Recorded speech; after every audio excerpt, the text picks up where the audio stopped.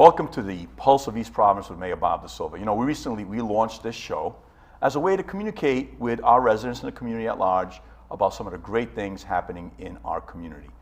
East Providence continues to outshine other communities with all of the great amenities that we have available to our residents and to visitors. And a lot of that is due to an incredible staff that we have working in our city. Some of these people have been around for decades, and the person I'm going to be with today, and that I want to introduce you all to, is Diane Sullivan, our Recreation Director. Welcome to the show, Diane. Well, thank you very much. It's a pleasure to be here, and thank you so much for having me here, Mayor. Now, Diane's been an employee here for quite some time, and a lot of the great things that go on throughout the city that really brings the community together is under Diane's leadership and her staff.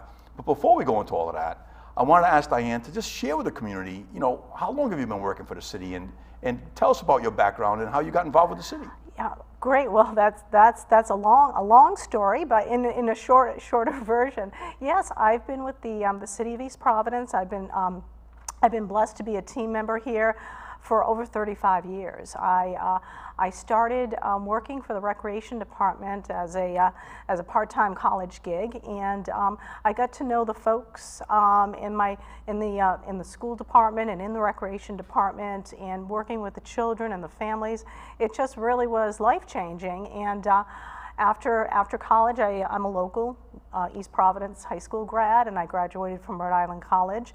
And I followed a path into the Recreation Department, and I've been there ever since. And it's been an extraordinary journey, and the city has evolved into an amazing community. 35 years, and you started right out of college. I started right out of college. Yeah. So what started out as a college job turned yeah. into a career. My vocation, yeah. That's spanned 35 years. That's amazing. And it's incredible. You and your team are not only are you putting together recreational opportunities for all of our residents at all ages. I mean, from the youngest, you know, to the oldest.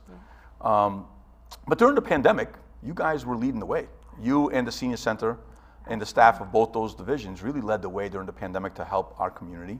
Can you tell us a little bit about some of that? Oh yeah, and I do have to preface that was with your leadership and maybe you know, dragging us out, and that was a period of the city, you know, the nation's history that will, you know, will live on forever. What an indelible mark that it made in our community.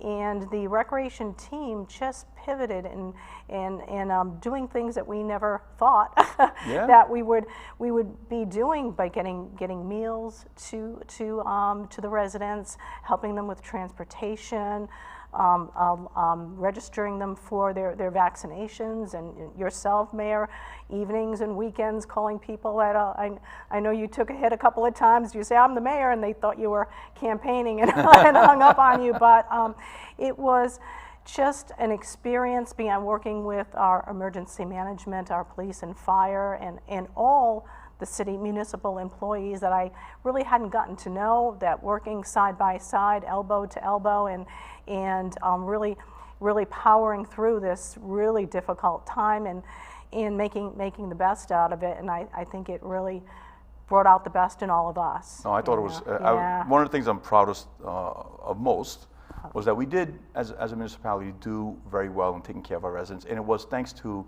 the people in your staff and yourself and the senior center staff really pivoting from what they normally do, which it wasn't too hard of a pivot, because what you do is you take care of people now. You provide recreational opportunities, but you also take care of people through some of the programs that we're going to talk about later on. Right. So it was really a natural fit, but you and your team really stepped up and delivered big time for our residents. Now I want to bring up something that people are very excited about. By the way, I'm wearing this great tie. It is fabulous. So today is, I just wanted to explain this tie. Today is June 1st at the taping of this video, and it's the start of Pride Month. Yes.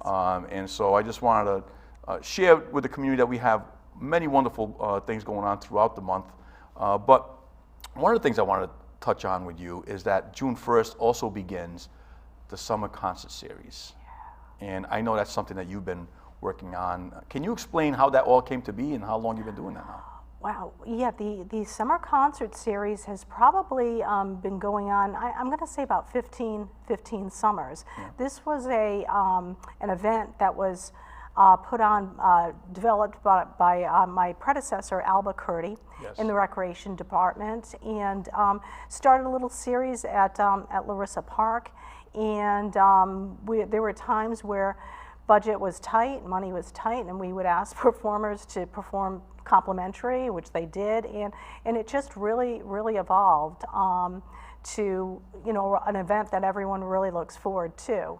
So at the Thursdays in the summer, starting in June, that's kind of been the tradition now, that what we've had, and down at the beautiful Seaside Park and the beautiful park that the Parks Division takes such good care of, and we have, it's like rolled into a party, family reunion.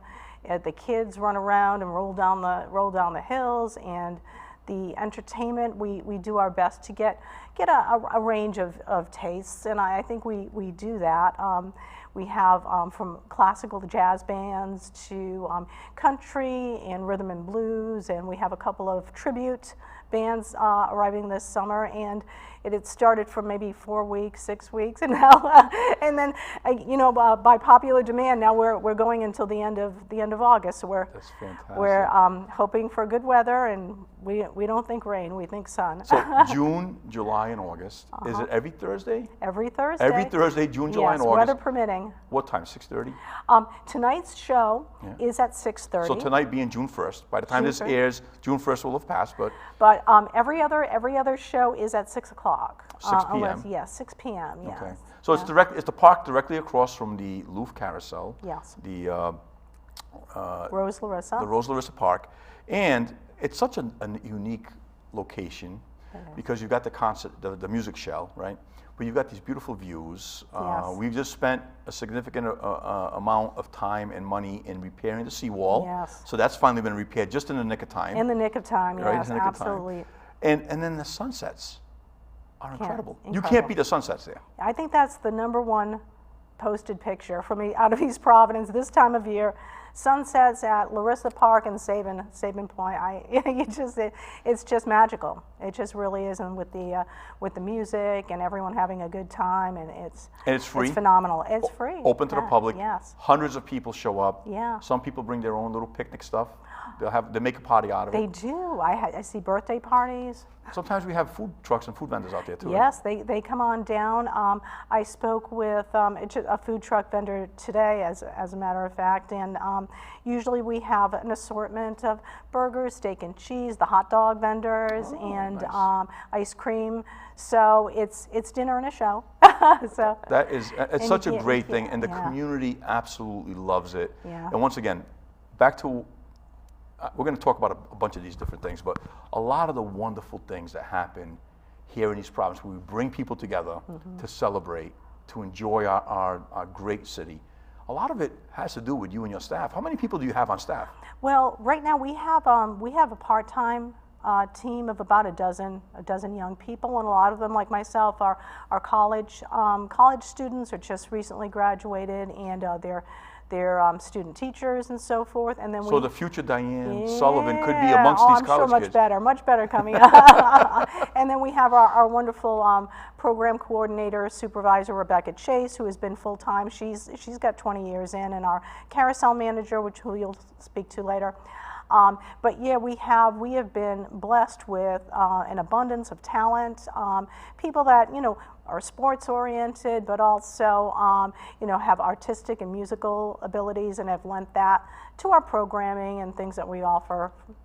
Now, small staff, but then that staff expands during the summer, right? Yes. So we'll up that to close to 40 or 50 staff once we get everyone onboarded, and Right.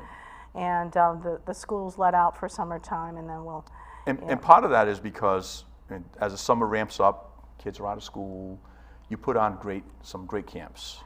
Talk about some of the programming that the recreation department does that people may not be aware of.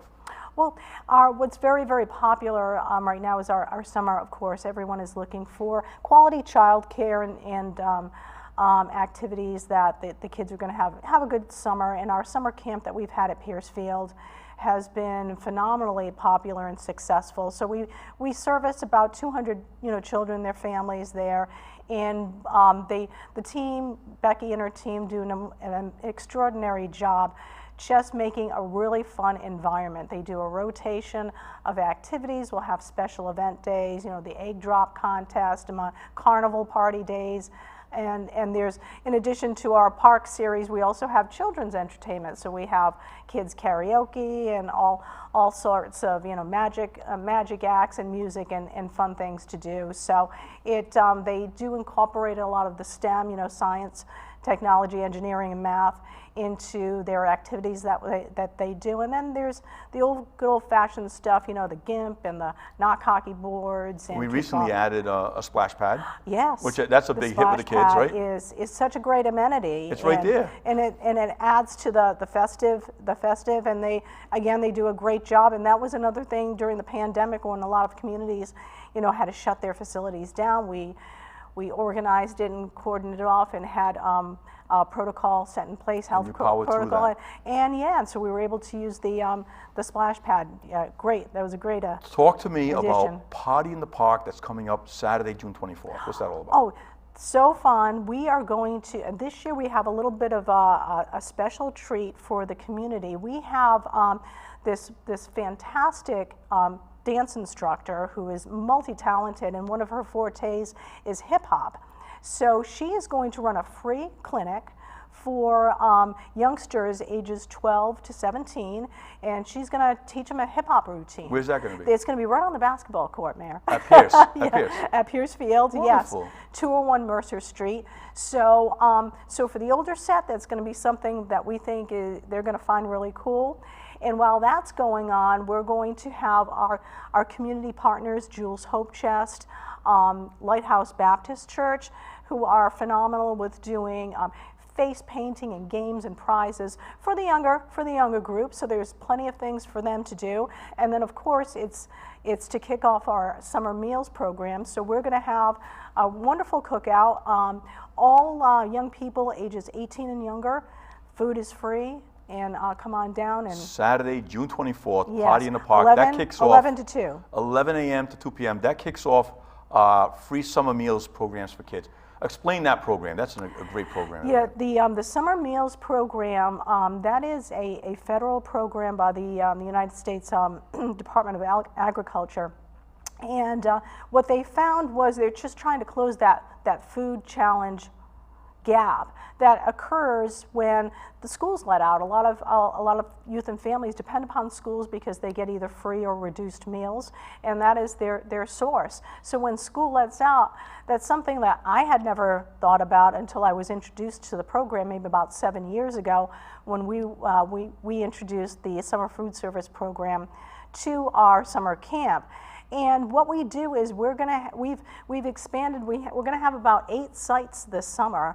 Last summer we served 12,000 meals to the young people in this community. Free to residents of East Providence. Free. Well, there's no residency requirement. We don't check. No. You don't have to pre-register. No. Someone like me with wrinkles, they'll turn me away. But yeah, as long as you're 18 or younger. You can come on over and get a meal. We have them throughout the city. Are you able to list off the locations? You said we expanded the locations. I know that we have them at George Lima Park, also known as Hull Street. Hull Street, yes. Anna Moniz John Park, which is also Central Ave Park, and then also a splash pad there too. Also a splash pad there. And then you have Piercefield, but what are some of the other locations that they have the meals program? Piercefield, in addition to, we have what we have called a closed enrolled program, so we'll service the children in the camp program. Also, Piercefield will be running simultaneous, in tandem with that, an open site, and that will service all the camps and fun activities that are going on through the whole summer. So once recreation finishes up in August, the Townie Sports Camp will pick up, and so we will provide meals at Pierce Field until August 25th. So it's Monday through Friday.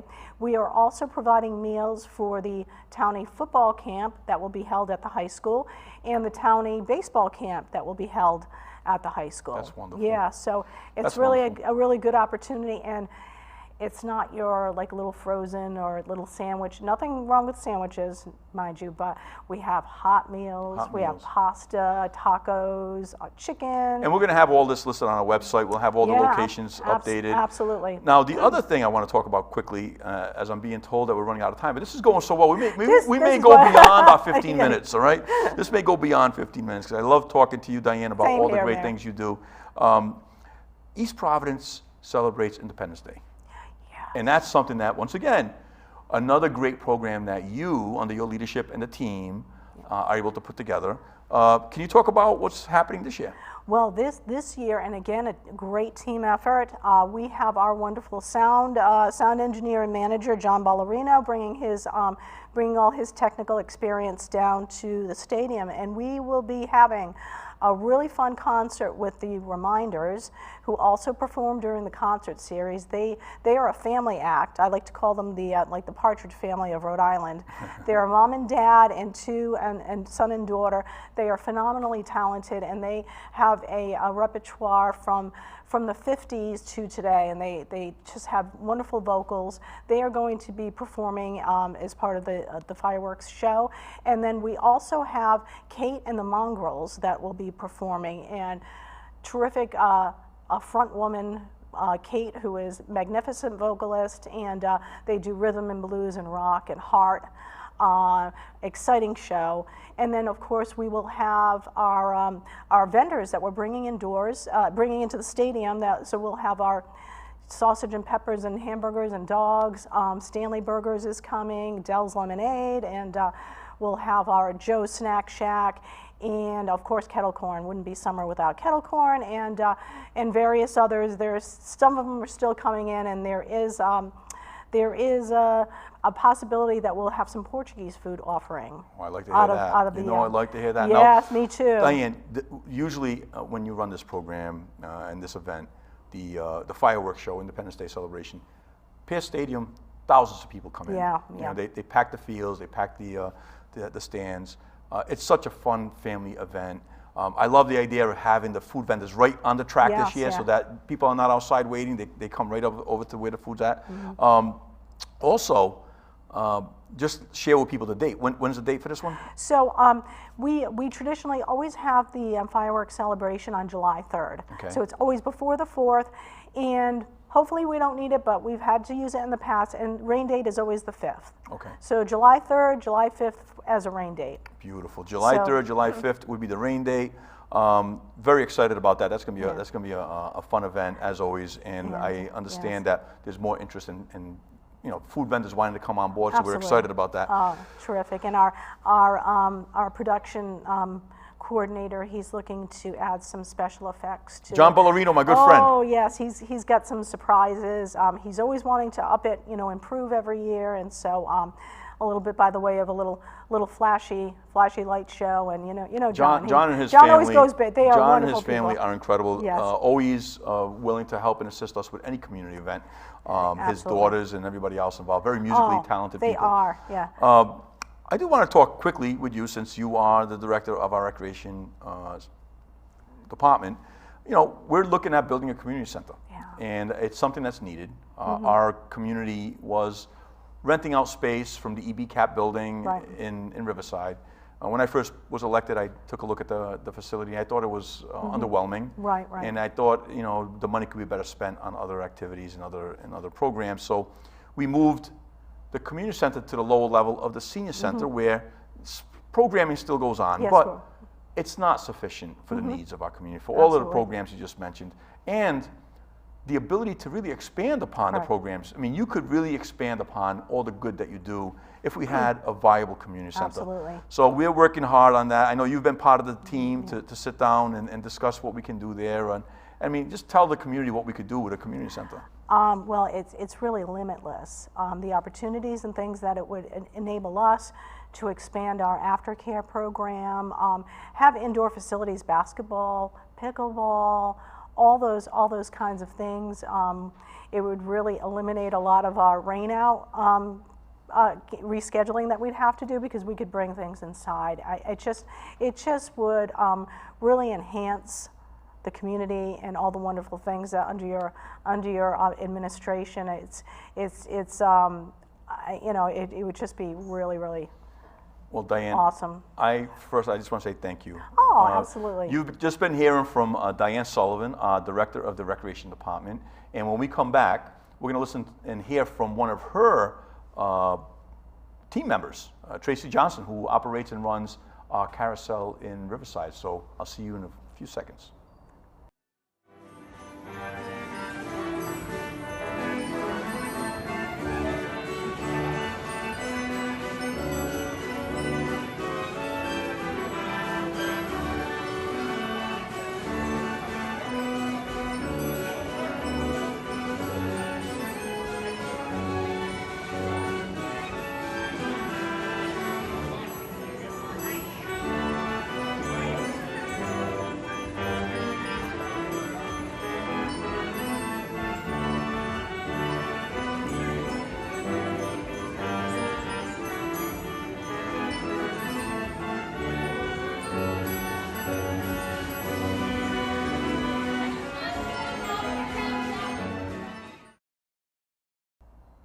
Welcome back to the Pulse of East Providence with Mayor Bob DaSilva, and with me I have Tracy Johnson, commonly known as the Carousel Lady. Welcome to the show, Tracy. Thank you for having me. Tracy, you've been doing an incredible job leading all the restoration effort and the work to keep this historic carousel up and running.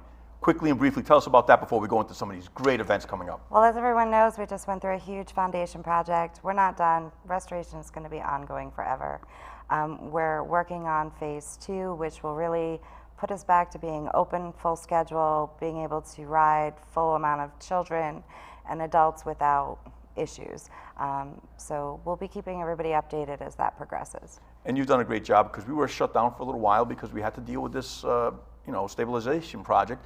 But we are planning an opening day weekend on June 17th. Can you tell us about that? Yes, we will be back open to the public this season on June 17th. We're going to be running reduced hours again this year. It'll be Saturdays and Sundays from noon to 6. If you're looking for a private event, give us a call. We'll fit you in the off schedule. Wonderful, wonderful. And that's what's great. Those private events are wonderful. I know you've had weddings there. You've had all kinds of different things going on, which really, it is a special setting for some of these things. It is. These like momentous occasions that people are involved. And now you've got, so I really want to focus on all the great events, because I like to get the word out to the people. You've got some incredible events coming up throughout the summer and throughout the remainder of the season. Tell us about Movies in the Park. Movies in the Park are fabulous. We do one free movie a month. People come out in droves. They set up blankets and lawn chairs. We give out free popcorn thanks to our sponsors. And everybody just has a really good time. Sometimes we do trivia and games before the movie begins. And it just takes you back to the days of enjoying the outdoors. It's our version of the drive-in. And what day of the week is that generally? Those are usually on a Friday night. Friday evenings, and you'll do it once a month. You publicize it on the website. And all our movies and dates are listed on the website. Our first one is going to be June 23rd. Now, you also have Summerfest. Is that new this year? That is new this year. Explain that. We are going to put on a 4-day family fun festival. It'll be free to enter the festival with lots of different activities. So you can come and stay for the whole 4 days, or just pick a day. We'll have live entertainment every day. We are hoping to bring in a full carnival. We're going to have a day full of vendor fairs. We're going to have a special car show with live entertainment. It's going to be great. And this is working in conjunction with Albuquerque from the Heritage Festival. Correct. They generously donated some money to help cover some of the entertainment costs. Right. So we're going to, of course, we have the wonderful summer concerts on Thursday, and then we will have a live band on Friday.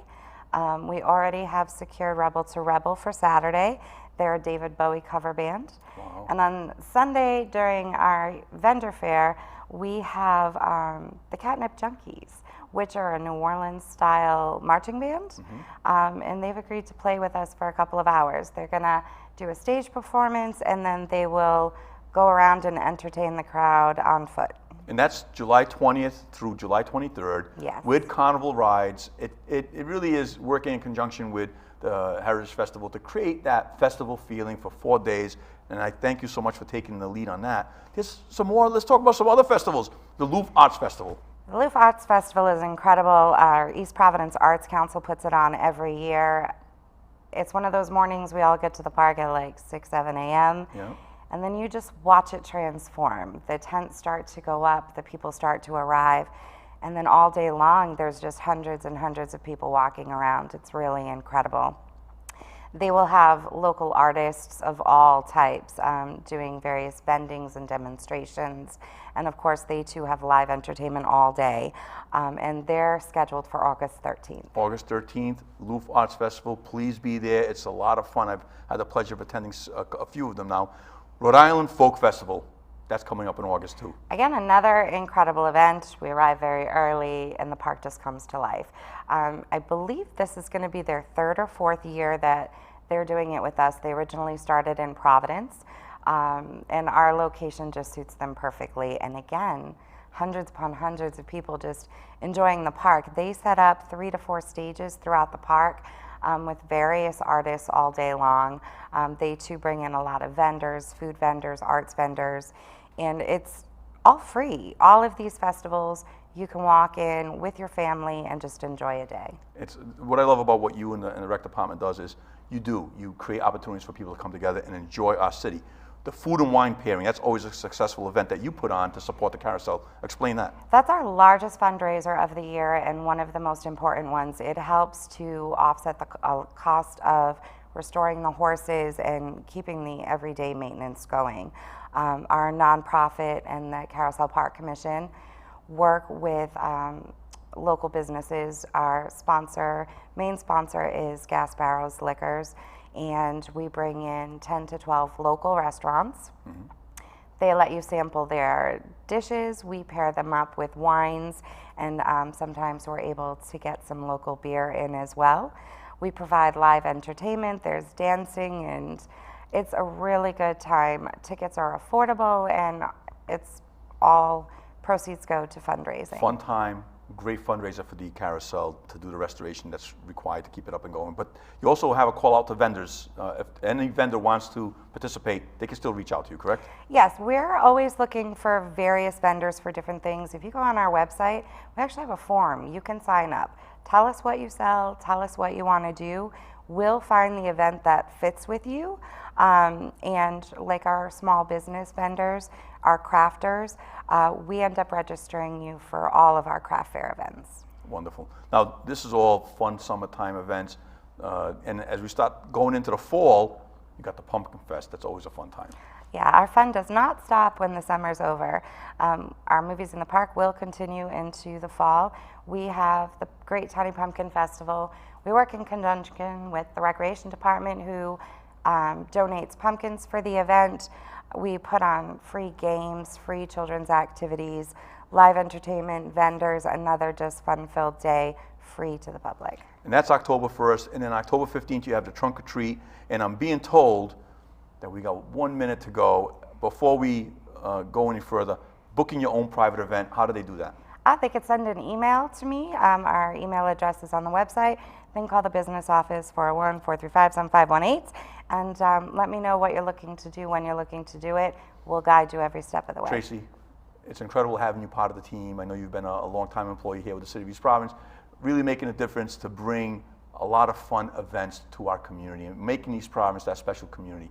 You've just been watching the Pulse of East Providence with Mayor Bob DaSilva. I want to thank our guests, Diane Sullivan and Tracy Johnson, for being with us today, and I'll see you out there.